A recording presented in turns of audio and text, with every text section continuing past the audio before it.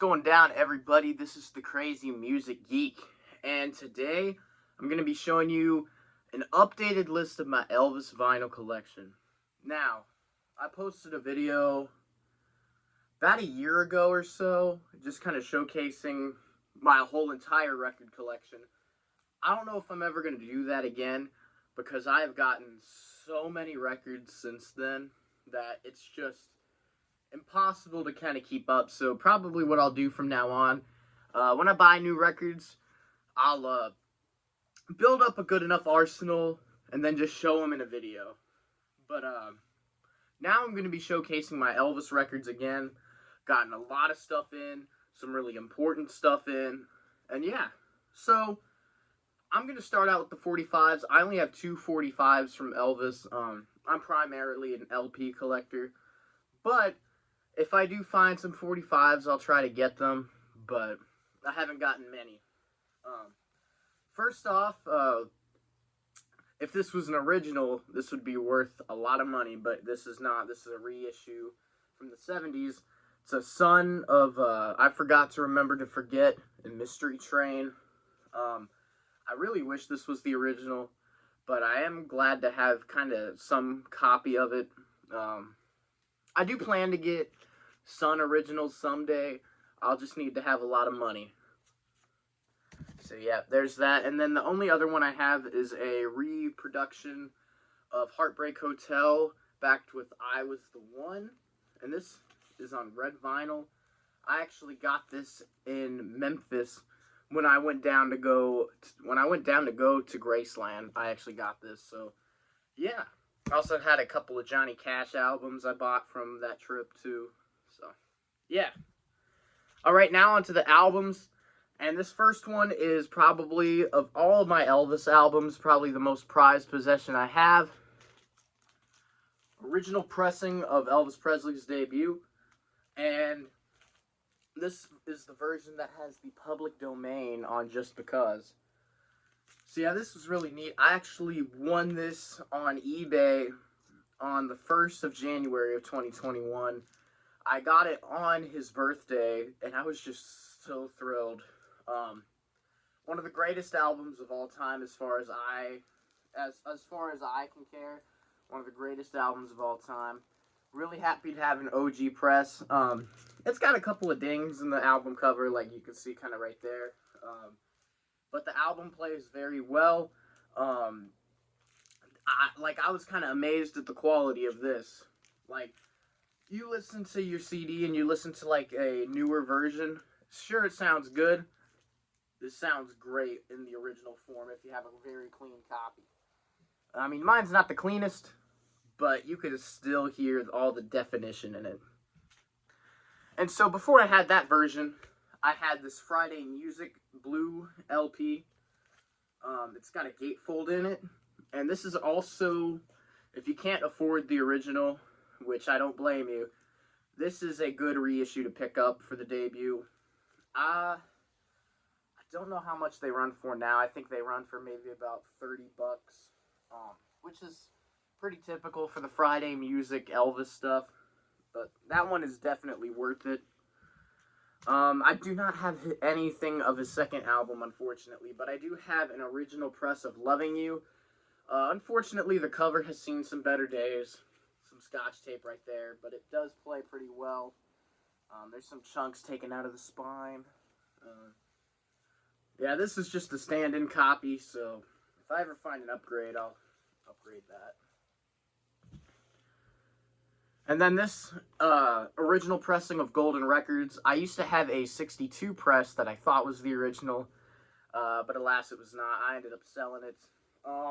I bought this as is, but it actually does play pretty well. So yeah, Elvis's Golden Records. Yeah, we're just flying through these. And then I have another version. This is the Walmart exclusive version that's on gold vinyl. Yeah, I know a lot of vinyl collectors kind of like to pull hairs and debate on the Walmart pressings, but I saw this and I figured I had to have it. It's not necessary for my collection, but it was just cool. Now I got a really crappy stereo pressing of King Creole. So a lot of these Elvis albums, they were issued only in mono. So if it has stereo on it, it automatically, at least for like his 50s and maybe, yeah, just his 50s albums, means it's a reissue. I don't think they started doing stereo for his albums until Elvis is back. So, yeah. And then another one I'm pretty proud to own, original pressing of For LP Fans Only. I actually found this in the discount bin at a record store about 2 years ago. I'd always been looking for an original pressing. Online, it was going for a little bit, but just by pure luck one day, found this in the $3 bin at a record store, and I was like, I don't care what condition that's in, I got to take that home. And luckily, they really undersold this because it's actually in pretty good shape. The vinyl, the cover itself, it's got some dings, but like it plays very nicely. And then another really crappy stereo. 50 Million Elvis Fans Can't Be Wrong. I bought this when I was about 15 and didn't know better. Yeah, this is just a placeholder for now until I get an original pressing.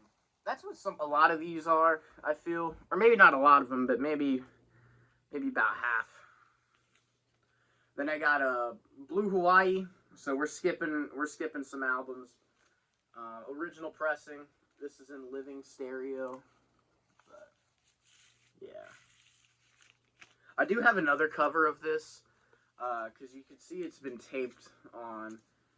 I do have another cover of this that used to belong to my great-grandmother, so I just need to flip them. And then we'll be good. Alright, original pressing of Fun in Acapulco. We're now getting into, well, we already just started the soundtracks. Now we're really getting into the meat and potatoes of the soundtracks. This is the stuff that Elvis fans listen to only if they're extremely, extremely dedicated. And I don't blame you if you don't want to listen to these, because some of these are just downright shit. But yeah, Fun in Acapulco ain't too bad. Then I have a repress of Elvis's Golden Records Volume 3. This is another crappy stereo pressing.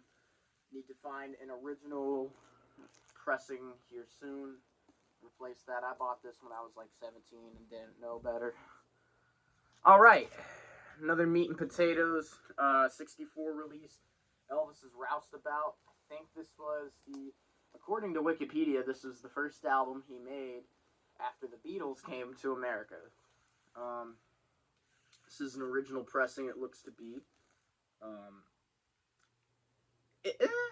I don't know, the sleeve, unless it's the wrong sleeve, may not be an original, actually. It looks original. But yeah. Girl Happy. So now this is an original pressing, I know for sure.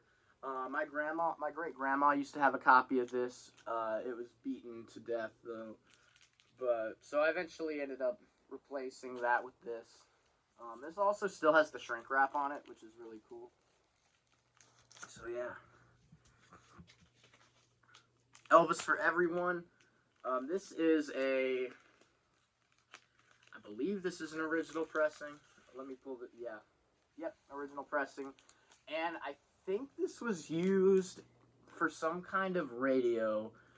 Or maybe not. I think somebody overdubbed it or put it to tape because they wrote on the cover that this was taped January 24th, 1984. So, yeah. So, somebody taped this. This also has a gold star on it, too. So, I don't know what the history of this record is, but I do know it's an original pressing. It's got some good stuff on it. It's not but it's not really something I listen to a whole lot of. Now, this I know for sure is not an original pressing. This is Elvis Hawaiian Paradise Style. Or Paradise Hawaiian Style, wow. And this is not an original pressing. It's got the orange RCA Victor label. Yeah. It's just a placeholder. It sounds fine. And then we're getting into some of the Pickwick stuff. This This next one I know is not an original, and it is still sealed. Elvis Flaming Star. This is I think this is a 73, 74 pressing. I looked up some of the credentials and some of the identifying factors, and this is not an original 69 pressing. But yeah. And then we are getting to really Elvis's comeback stuff. This was when he was just on the high dollar end of things again. He was just in immaculate form. This is the soundtrack of the NBC special he did. This is a really amazing album. I actually, before I even watched the NBC special, I actually listened to this version of the soundtrack, which I know there's a lot of songs missing off of this, but every time I re-listen to this, I mean, I just get filled with the nostalgia of just getting into Elvis for the first time.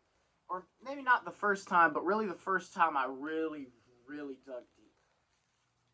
So, yeah. And then this next one is a certified classic from Elvis in Memphis. This was actually one of the first, this was among the first 10 records I ever owned. This does not have the picture that is included, but it is an original pressing. Just an amazing album. I used to listen to this album on my crappy record player I had at the time. I'd listen to side 2 and fall asleep. It was amazing. Amazing album. Amazing album. If you want to get somebody who's not convinced on Elvis to listen to at least one album, I would say direct them to that. If they like the Beatles, they like the Stones, they like a lot of that late 60s stuff, get them to that one. Alright, and then here's a live album, Elvis on Stage. This is a pretty good live album. This has the famous version, of course, The Wonder of You, which was, I don't think it was a #1 hit, because the last #1 hit for him was Suspicious Minds, but it was a pretty sizable hit. Then we got a Camden release of kind of a pish-posh of stuff. Come On Everybody. It's just got a lot of different stuff. It's cool to own, though. Alright. Then another favorite live album of mine, Elvis live as recorded at Madison Square Garden. Just an amazing live performance. You really do feel, you can feel the energy kind of radiating off. And I feel like this is Elvis, like, I would say his peak live performing was in the late 60s, but as far as, like, the jumpsuit era, I'd say this is the peak. It's a good album. The audio quality does suffer a bit because it's just one LP. I know modern reissues have it pressed on 2 LPs, but it does suffer a little bit. Alright. Now, this one is my grandma's copy. This is an original pressing of Elvis, Aloha from Hawaii via satellite. I'll be honest, I think as far as Elvis concerts go, I think this one's a little overrated. It is a great performance, though, but it is not one I really listen to that often at all. But yeah, original pressing. And then this one is a compilation, Elvis, a Legendary Performer, Volume 1. Had a lot of unreleased stuff, or unreleased takes at the time, because there's like live versions, because they got some of the stuff in here, like That's Alright Mama, they got Don't Be Cruel, but then they also have, they have unreleased stuff, like, unreleased live stuff of Are You Lonesome Tonight, Love Me, Trying to Get to You. It's kind of another pish-posh kind of compilation of odds and ends, but it's really cool to own, especially if you are an Elvis completist. Next one is a Camden release, Separate Ways. Yeah. This one is definitely an Elvis album I've seen in many a thrift store. Or, not just thrift stores, but it's one of the Elvis albums I see the most when I'm out looking. Alright. Then we got an OG press of Elvis Presley's Today. It does have the hype sticker say advertising TROUBLE. So, yeah, I had to read that. But yeah, original press. It's on the it's on the tan label, so maybe it's not. I'm not too good with the pressing stuff. Don't quote me on any of this, but it does have the hype stickers, so that's cool. This one's crappy. This belonged to my great grandmother, so that's the only reason this is in the collection. This is Elvis Pure Gold. It's just terrible. I mean, like the 70s era Elvis stuff, like it sounds fine, but when you get to the 50s sounding stuff, it just sounds like it's been recorded in a tin can in a tin can. It's just terrible. But yeah. And then, I feel like this album is very underrated. From Elvis Presley, Boulevard, Memphis, Tennessee. This is a very depressing Elvis album, I won't lie. It starts out with Hurt. It is a great album, though. I think this is an original pressing, but don't quote me on that again. I might be wrong. But I did find it, and I needed it for the collection. Now we're getting into the last Elvis album he released during his lifetime. Yes, I'm talking about Moody Blue. Original pressing, of course. It's on blue vinyl. It's actually way harder to find this on black vinyl. So if you find this on black vinyl, it's actually worth more than the blue vinyl. So, yeah. Elvis Moody Blue. Alright, now I don't have too many. I only have 3 more albums to go after this that are post-death compilations. So, I just picked this up from the flea market a couple days ago. The Complete Sun Sessions. This is late 80s compilation. This is, like, I think an expanded version of the 70s Sun Sessions. So, yeah. Got all the good meat and potatoes. This is my favorite era of Elvis. Anything from Sun, really, I just love. As you can tell with the $1 Million Quartet in the background. Alrighty. And then we got a very quintessential Elvis compilation. Elvis 30 #1 hits. This kind of revitalized Elvis again. It made him relevant. This was kind of like I feel like the last time Elvis really had a major grasp as far as like the compilation goes. It just hits it out of the ballpark. I mean, you can find Elvis albums, find great comps still, but this was the last one I feel like everybody just like really paid attention to. It's got great stuff on it. This does not have the. Oh yeah, it does. Yes, it does. Has the little less conversation remix, which kind of became a little bit of a hit. Apologize for the voice crack. And then last but not least, this is a fairly new release. There's a new thing coming out now though. This is from Elvis in Nashville. It's got some of the stuff that he recorded. Kind of just a compilation of the box set that came out last year. Got a lot of good stuff on it, like a whole lot of shaking going on, and some rehearsals of Bridge Over Troubled Waters. But yeah, that's my Elvis collection. I'm glad you guys can indulge in this for a while. Also, I should announce I do have an Instagram page called DJ's Record Show. I'm actually planning on possibly starting a YouTube channel with that branding. So just stay tuned. I'll let everybody kind of know when everything's going down, and you'll be seeing some good stuff. All right, see you later.